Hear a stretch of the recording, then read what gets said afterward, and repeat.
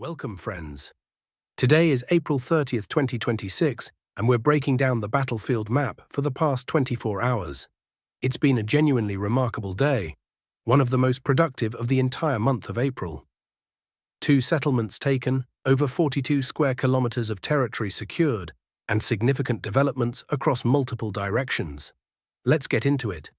Sumy direction. Krasnopilia. Bridgehead, Group North's phenomenal April.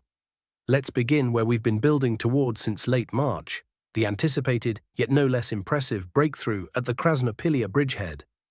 Group North closed out April the way only genuinely combat-capable formations do, not merely with advances, but with an operational result that reshapes the entire configuration of this sector. The headline event of the past 24 hours, and arguably one of the defining moments of April as a whole, is the establishment of full Russian control over the settlement of Novodmitrivka in Sumy oblast. This is not just another name on a long list of captured settlements. This is the keystone of a puzzle that has been assembling throughout the entire month. The advance in depth reached nearly 7 kilometers. The width of the advanced sector, approximately 6.5 kilometers. Numbers that speak for themselves. But it isn't the kilometers alone that make this result remarkable. Simultaneously with the taking of Novodmitrivka, all forested areas adjoining the settlement to the north, east and south were fully cleared. And this is the critical detail that cannot be understated. Veliki Lis has been cleared. Uroczyście Hliboke, Uroczyście Pożarny, Hranistyi Lis, Swinyi Lis and Harkowski Lis all cleared. This is not a nominal clearance operation. This is the construction of a dense, layered defensive perimeter under conditions of active vegetation cover.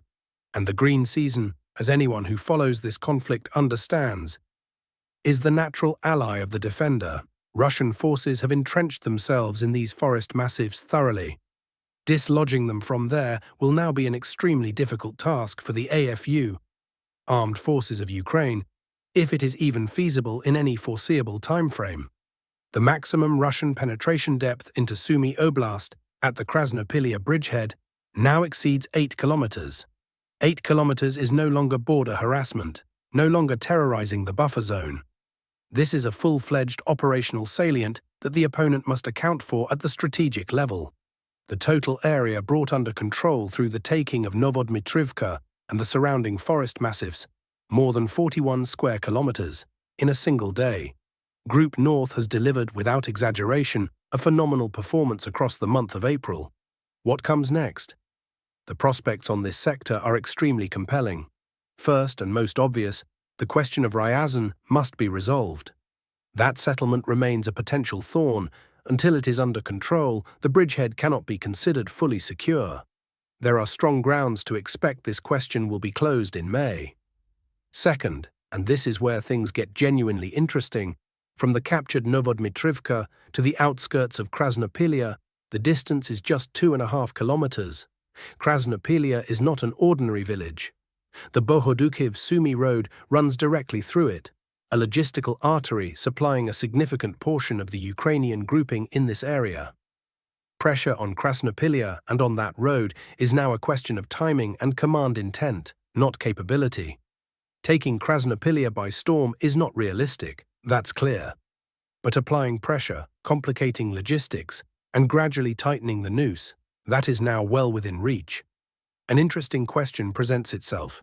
Did AFU Commander Syrskyi anticipate this outcome when, in the early days of Russia's activation on this axis, he chose not to redirect reserves here? Judging by results, clearly not. Either he underestimated the situation or he miscalculated his priorities. For the AFU, this translated into the loss of initiative across an entire operational direction. If Group North replicates its April tempo in May, and the conditions for that exist, the situation in Sumy oblast may change fundamentally. Sumy direction. Yunakivka bridgehead. Korchakivka taken. Alongside events at the Krasnopilia bridgehead, confirmation has arrived of Russian forces securing the settlement of Korchakivka at the Yunakivka bridgehead. This is a link in the logical chain of southward movement toward the Sumy forest and a cluster of settlements. Novosych, Pisarivka, Kyanitsia, and Krapovshchina. Once all of these settlements are under control, it will be accurate to say that the Russian army has completed the construction of a reliable consolidated bridgehead here, one with the forward potential to develop towards Sumy. The process is ongoing, methodical, without surges, but with unmistakable logic. Kupansk direction, Oskil left bank, signs of AFU defensive degradation. On the Kupiansk direction, the situation is developing without dramatic changes, but the objective control footage arriving from this sector warrants a dedicated assessment. Over the past several days, 3 separate instances of confirmed Russian military presence on the left bank of the Oskil River have been recorded, in the areas of Kurilivka and Kovsharivka. Specific locations: in Kurilivka, an abandoned military town and Kavkazka Street; in Kovsharivka, a separate residential block in the area adjacent to the river. 3 separate confirmation recordings over several days is not coincidence and not information warfare. It is evidence that the AFU's defense on the Oskil left bank is degrading. The opponent is giving ground. How quickly this will translate into a complete loss of the bridgehead, it is too early to say.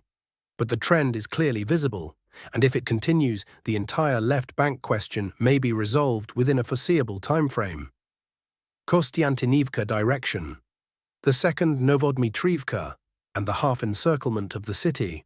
Now south into Donetsk oblast, a coincidence that may appear accidental but is not.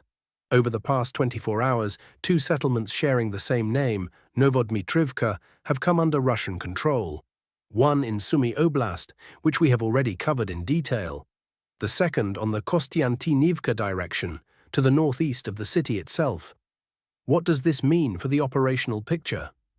Looking at the map, the tactical logic becomes immediately clear. A half-encirclement is gradually forming around Konstantinovka. Russian forces are operating along several vectors simultaneously. Envelopment from the north and northeast, a wedge through the central sector aimed at potentially splitting the city into 2 isolated zones. It is a tactic that has already demonstrated its effectiveness in other cities across this conflict. For the half-encirclement to become truly reliable, control must be established over Moloshaka and Stenke from the northeastern axis.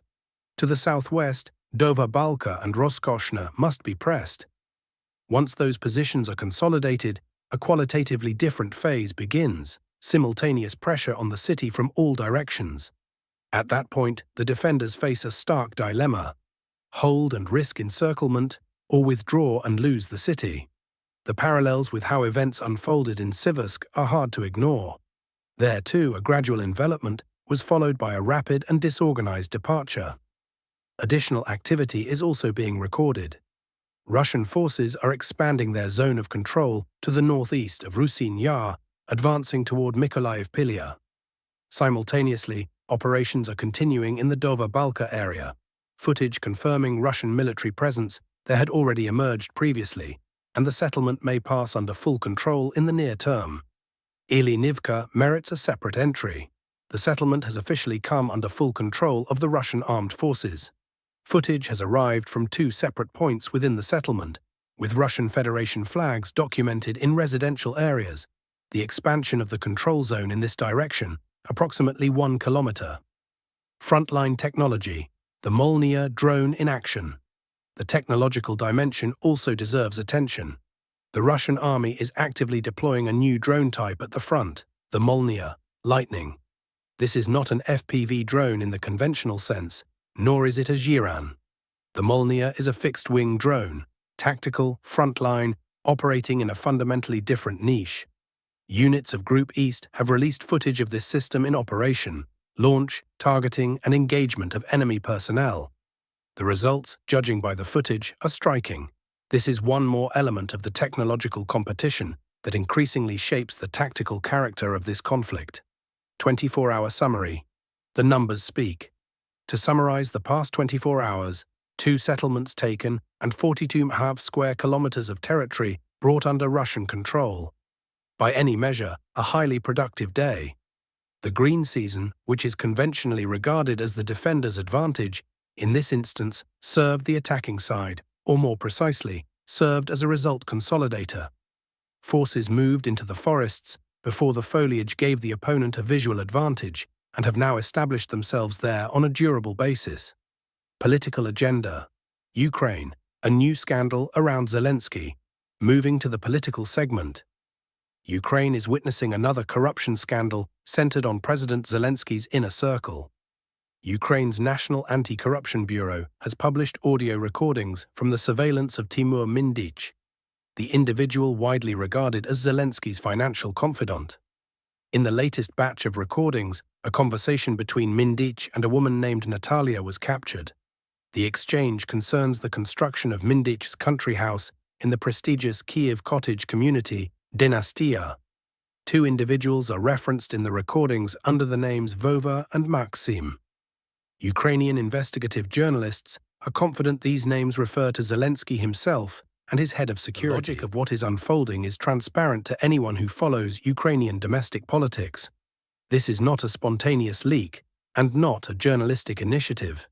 This is a managed process of pressure on Zelensky through the controlled and metered release of compromising material. The mechanics are clear. First, publication through a journalist at Ukrainska Pravda as a warning shot. Then, if there is no response, the material moves to NABU, which carries legal consequences.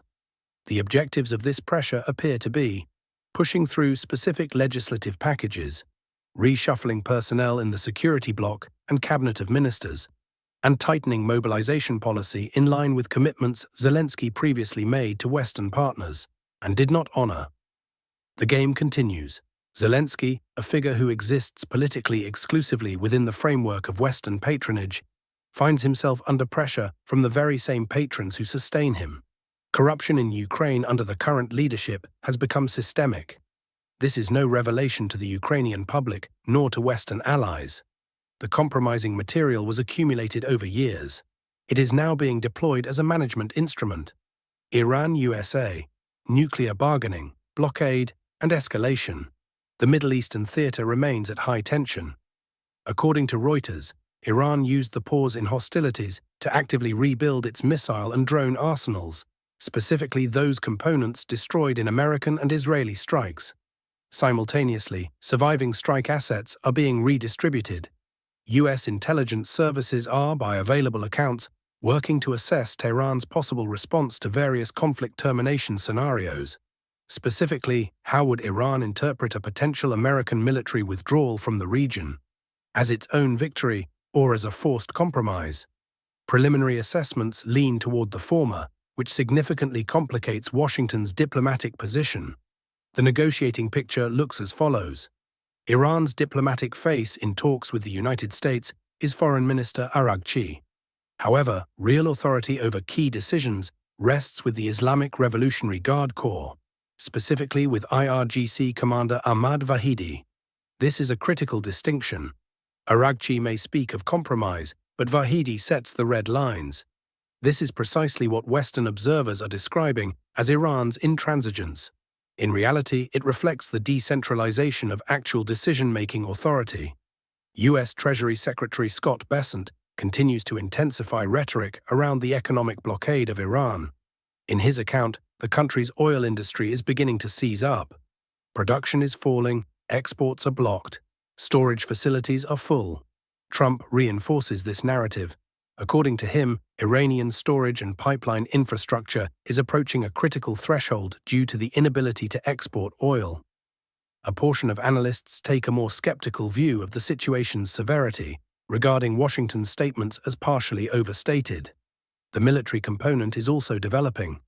The 3rd American Carrier Strike Group, the USS George H.W. Bush, with 6,000 personnel aboard, has arrived in the region. According to the Washington Post, approximately 4,200 additional paratroopers and Marines are expected to be deployed to the region shortly. The U.S. military grouping in the theater is expanding steadily and without excessive public fanfare. Secretary of State Rubio made clear in an interview with Fox News that Iran's current proposals are not being considered by Washington at all, as they do not address the nuclear program. Trump, for his part, is publicly messaging that Iran wants a deal and is seeking the lifting of the blockade. The U.S. position remains unchanged. Without a full renunciation of nuclear ambitions, no dialogue. Both sides continue to raise the stakes. The resolution of this standoff remains an open question. Trump also found time to publicly rebuke German Chancellor Merz, accusing him of incompetence on the Iran question. The trigger was a statement by Merz that Trump interpreted as signaling willingness to extend trust to Iran on the nuclear file. The American president's reaction was predictably sharp. If Iran had nuclear weapons, the whole world would be held hostage. He also took aim at the state of the German economy. In characteristic style, transatlantic friction remains firmly in place. The shadow fleet was not intimidated by London. The final item in today's review, based on Reuters reporting. British Prime Minister Starmer made considerable noise about his intention to authorize Royal Navy personnel to board vessels of Russia's shadow fleet, passing through British territorial waters. A month has passed. The result? Since March 25th, no fewer than 98 Russian vessels under British sanctions have passed through British territorial waters. This is broadly consistent with the numbers recorded across the preceding 3 months, meaning the threat produced no practical effect whatsoever. Of those vessels, 63 transited within 12 nautical miles of the British coastline in the English Channel Zone. A further 35 passed through Britain's exclusive economic zone. Maritime security experts are sounding the alarm. Without actual boardings, Russia has drawn the obvious conclusion. This was an empty threat. One more example of the gap between political rhetoric and operational reality on the European direction. This concludes today's review. It was a full day, on the front and in the political arena.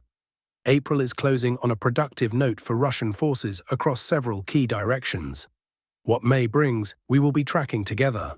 If this material was useful to you, don't forget to leave a like, it helps the video reach more viewers. Subscribe to the channel if you haven't already and activate the bell notification so you never miss a new release. Once more, sincere thanks to everyone supporting the channel financially, our sponsors and those sending super thanks. You make this channel possible. Until the next review, take care of yourselves.